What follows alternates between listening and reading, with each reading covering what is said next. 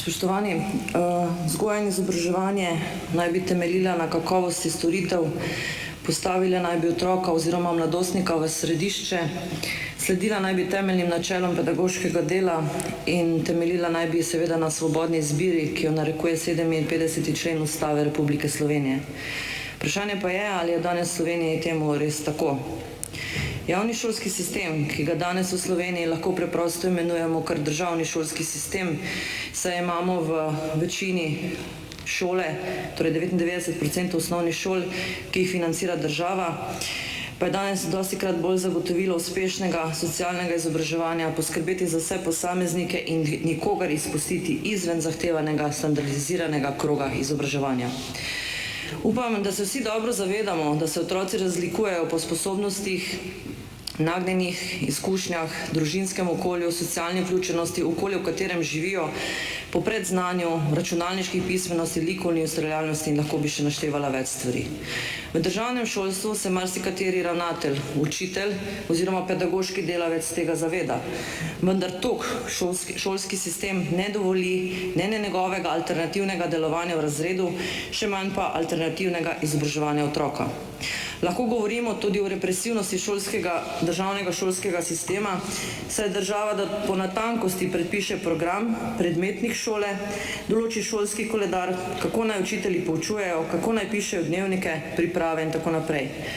Tako se učenci in učitelji podredijo državnim predpisom in zato je šola postala sredstvo uresničevanja državnih ciljev in ideologije družbenega sistema.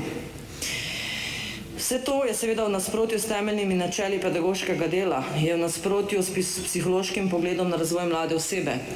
V središču naše vzgoje je potrebno postaviti človeka, mladostnika, otroka, ga obravnavati kot celostno osebnost v svoji telesni, duševni, intelektualni, družbeni, moralni in duhovni razsežnosti.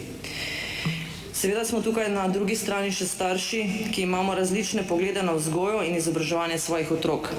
Jasno je, da o tem nimamo enotnega mnenja, je pa pomembno dejstvo, da želimo svojim otrokom zagotoviti tisto najboljše, da želimo, da najdejo svojo pot v življenju, vemo, da ima vsak otrok svoje specifike, ki so včasih še posebej izražene.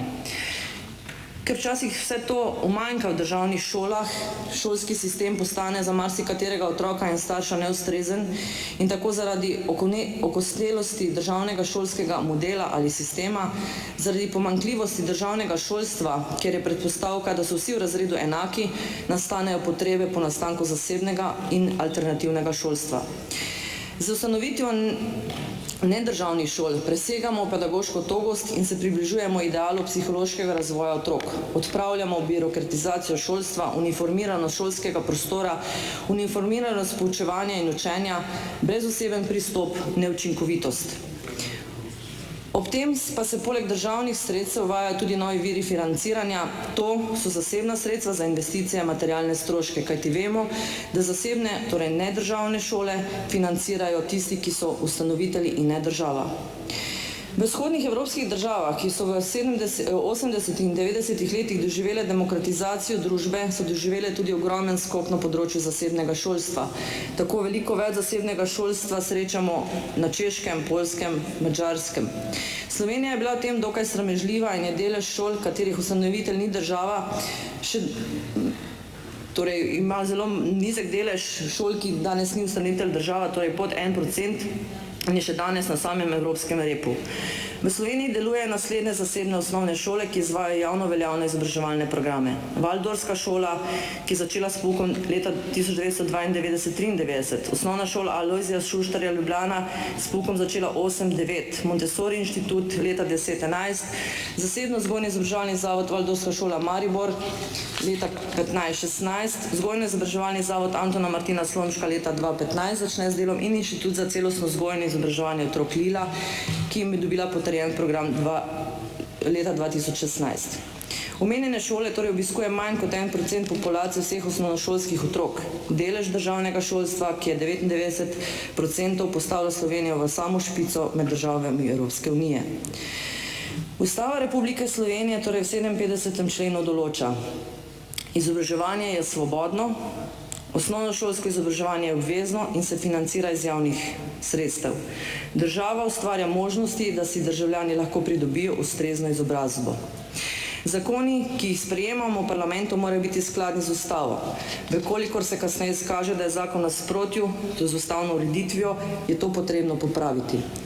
V Državnem zboru smo to poskušali v prejšnjem mandatu, 4-krat v tem mandatu, že enkrat strani tudi Slovenske demokratske stranke, ko smo predlagali, da se javno veljavni program osnovne šole financira 100%. Zato danes lahko rečemo, da smo lahko že utrujeni od razlaganja, prikazovanja, kako in kaj je odločilo Ustavno sodišče in kako bi moral biti zakon pravilno napisan.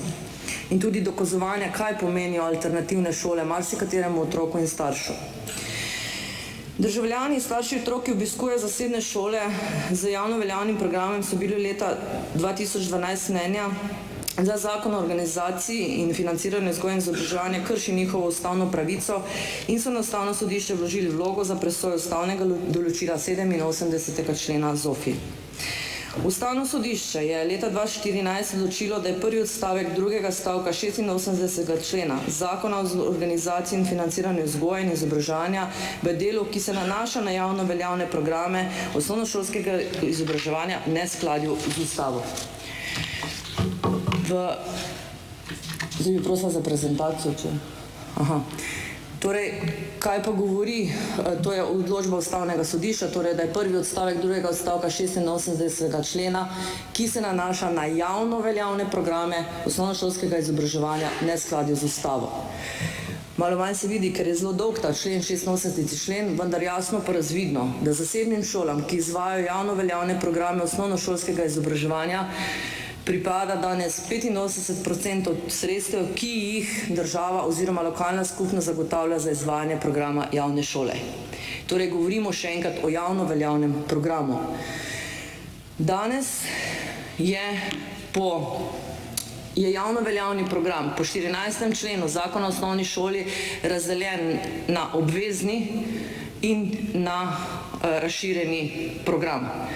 Torej, javno veljavni program, o katerem govori Ustavno sodišče, da ga je potrebno financirati 100%, ne glede na to, kdo je ustanovitelj, je razdeljen na obvezni program in razširjeni program. Oba dva skupaj torej predstavljata celoto. Šola je obvezna razpisati tako obvezni kot razširjeni program in čudi me, da je minister ob izvajanju enega izmed naših kolegov poslancev o razširjenem programu zmigoval z glavo, češ ni res, da dopolnilni in dodatni spadate v razširjeni program. Torej, še enkrat, obvezni program imate napisano, notri so poleg vseh predmetov še naravoslovni dnevi, tehnični dnevi, športni dnevi, šola v naravi, v razširjenem pa so neobvezne izbirne vsebine, individualna in skupinska pomoč učencem, dodatni dopolnilni pouk, podaljšano bivanje in jutranje varstvo. Torej, javno veljavni program po zakonu o osnovni šoli še enkrat je razdeljen torej na obvezni in razširjeni. In Ustavno sodišče govori o javno veljavnem programu. Danes je financiranje po obstoječem zakonu narejeno takole. Tam, kjer je ustanovitelj država in ustanovitelj zasebnik, oba dva izvajata javno veljavni program, torej tako obvezni kot razširjeni, in danes imamo takšno financiranje. Torej 100% v državni, tam, kjer je ustanovitelj država, tam, kjer je ustanovitelj pa 85%. Kaj je predlog ministrstva? Predlog je sledeč, oziroma predlog vlade. Razdelijo javno veljavni program na posebej obvezni in pa razširjeni in želijo, da je financiranje takole. Obvezni 100%, razširjeni 0%. Kar skupaj po novem potem pomeni tole. 65% financiranje javno veljavnega programa zasebnih šol. To je čisto preprosta osnovnošolska matematika, malo prava, malo razumevanja tistega, kar preberete, in potem dobite v bistvu tole, da je javno veljavni program po novem predlogu zakona Ministrstva za šolstvo se bo financiral v nižjem procentu. Torej, tisti, ki še danes tega ne razume, lahko vam dam PowerPoint, pa si še enkrat te zadeve poglejte. Kaj to pomeni, ne? Ko boste financirali oziroma ko boste rekli, da se razširjeni program financira 0%, to pomeni, da ne boste financirali v zasebnih šolah, ki izvajajo javno veljavni program, ne individualne skupinske pomoči učencem, oziroma ne skupinske, ne individualne pomoči, ne dopolnilnega pouka, ne dodatnega in ničesar tistega, kar je v bistvu v razširjenem programu. Hkrati pa se seveda v 17. členu zapiše, da je potrebno, torej da morajo vse šole, tudi zasebne seveda, zagotavljati minimalna znanja, ki omogočajo uspešno zaključeno izobraževanje in tako naprej. Kako bodo seveda zasebne šole recimo tistim učencem, ki ne dosegajo minimalnih znanj, pomagale? Zdaj jim pomagajo z individualno pa in skupinsko pomočjo, pa z dodatnim oziroma z dopolnilnim poukom, kako pa zdaj naprej?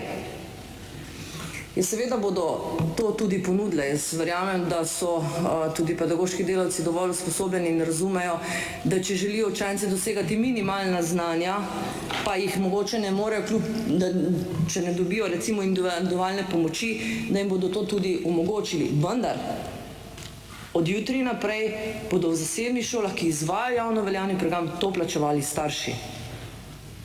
To bodo plačevali starši.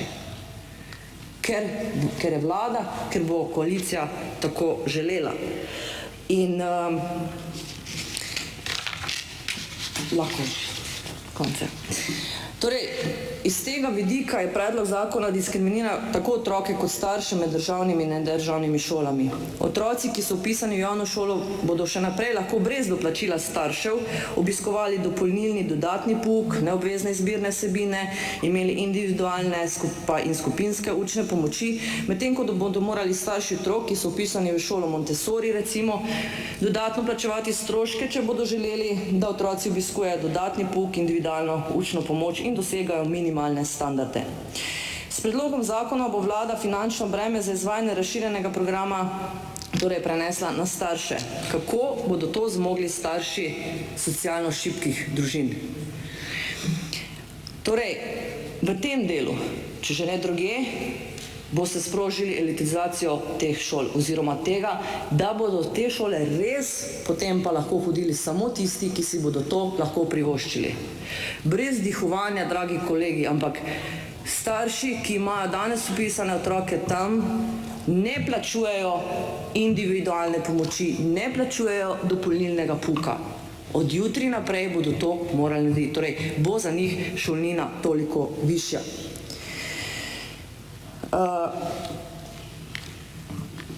Naj še izpostavim ene zadeve, ki so že bile, pa še bodo verjetno očitek nasprotnikov oziroma, zagovornikov predlaganega zakona, in sicer najprej financiranje zasebnih šol, češ, da je Ustavno sodišče dejalo, da se pač razširjeni program ne sme financirati. Če dobro preberete ustavno odločbo iz 2.1 in pa sedanjo oziroma iz 2.14 ustavno odločbo, boste videli kar nekaj kar razliko. Tista iz leta 2.1 je govorila o prvem odstavku, torej da je izobraževanje svobodno. Govorila je, mislim, da o 74. členu ZOFVI-ja, o tem, ali je javni prostor zaščiten pred, bom rekla, versko izobraževanjem. In ugotovila, da je pač zakon oziroma skladen z ustavo in da ta zaščita obstaja. Dočim iz leta 2014 govori o financiranju in se v 25. točki svoje odločbe tudi zapiše: pravica do brezplačnega obiskovanja obvezno javnega veljavnega programa osnovnošolskega izobraževanja od države namreč ne zahteva, naj financira tudi izvajanje nadstandardnih ali razširjenih programov, s katerimi zasebne šole zasleduje svoje partikularne interese in se sklicuje na odločbo iz 2.1.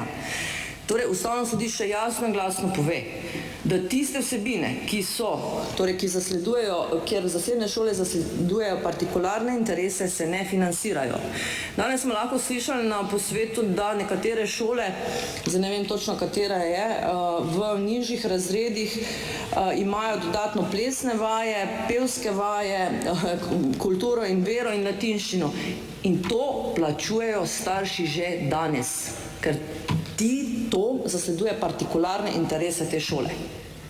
Že danes plačujejo. Ne plačujejo pa individualnih učnih pomoči, recimo. Ne. Torej, financiranje partikularnih interesov niso predmet in ne smejo biti predmet financiranja strani šole in to tudi v Slovenski demokratski stranki večkrat povemo. Nadstandardne dejavnosti, ki se financirajo, se tudi financirajo recimo v javnih šolah, financiramo dodatno šolo v naravi in tako naprej. Tako da v tem delu tudi v javnih šolah določene stvari plačujemo. Potem pojavljajo se očitki, da želimo zrušiti javno mrežo. Kolegi poslanci, jaz ne vem, a ste si res prebrali 17. oziroma celotni ZOFI, verjetno ne, ker v 11. členu ZOFI določa, kaj je to javna mreža. In sicer za upravljanje javne službe na področju vzgoje in izobraževanja se organizira javna mreža, ki jo sestavljajo javni vrtci in šole, zasebni vrtci in šole ter zasebniki, ki imajo koncesijo. Vi pa govorite, da želimo zdaj razgraditi javno mrežo. V javni mreži imate javne šole, pa imate zasebne šole. To je tako pri zdravstvu, ne? Imamo noter koncesionarje in imamo zdravstvene domove. Torej, javna mreža že zajema zasebne šole in s čim boste, kdo bo to javno mrežo razgradil zdaj? Nihče. To je bolj, ko ne, bom rekla, v glavah tistih, ki določenih stvari pač ne želimo, oziroma ne želite razumeti. Potem se pojavlja seveda tudi očitki, da se financirajo šole in da bodo sedaj zasebniki bogateli. Še enkrat je treba povedati, pa mislim, da so kolegi že povedali tudi pred mano, ne financira se šola. Ne financira se tisti ustanovitelj. S tem denarjem, ki ga daje država, se financira program. Program, ki se izvaja v tej zasebni šoli in se ne financira zasebnik. Državljani vsak mesec splačujejo prispevke za šolstvo iz svojih osebnih dohodkov, plačujejo in pričakujejo, da bodo imeli glede na 57. člen Ustave Republike Slovenije svobodno izbiro do izobraževanja in da bodo seveda javno veljavni programi financirani 100%, ne glede na to, kjer njihov otrok obiskuje šolo oziroma kdo je ustanovitelj šole. Danes z možno uveljavitvijo predloga novele zakona, ki ga predlaga vlada, je v Republiki Sloveniji kršena svobodna izbira do izobraževanja, saj sili starše, da svoje otroke vpišejo v državne šole, čeprav je to v nasprotju z njihovimi osebnimi okoliščinami. Če želi država, ki danes vsekakor želi uravnavati vsa področja človekovega življenja, biti verodostojna, potem mora dopuščati tudi izobraževanje in vzgojo konceptu Montessori šole, Valdorske šole ali katoliške šole in jim omogočiti izvajanje javno veljavnega programa, ki ga je potrdil strokovni svet Ministrstva za šolstvo in je v skladu z zakonodajo in v skladu z Ustavo Republike Slovenije. Samo še ena pripomba, kar se tiče zakona in ki je danes tudi minister izpostavil, je sprememba 86. člena, kjer za zasebne šole zahteva, da imajo, torej da se lahko ustanovijo oziroma začnejo delovati pod posebnimi pogoji, naslednjimi pogoji, med drugim tudi to, da imajo vključeno oziroma vpisan najmanj 2 oddelka 1. razreda. Zato, ker ministrstvo želi socializacijo. Jaz bi prosila ministra v nadaljevanju, ima možnost in pove, koliko javnih državnih šol ima oziroma nima 2 prvih razredov. V mojem rojstnem kraju je šola, kjer ima vseh 9 let 1 razred. Vi pa govorite o socializaciji. Potem mi povejte, kako potem se lahko socializirajo otroki v podružnični šoli, kjer je 8 otrok razredov in jih ni 35 v vsakem. Jaz mislim, da so takšni argumenti, torej, da s tem želite socializacijo, za lase privlečeni, želite v bistvu s tem pogojem še bolj zaostriti oziroma onemogočiti odpiranje novih alternativnih šol, ki so seveda alternativni državi in državni vzgoji. Hvala.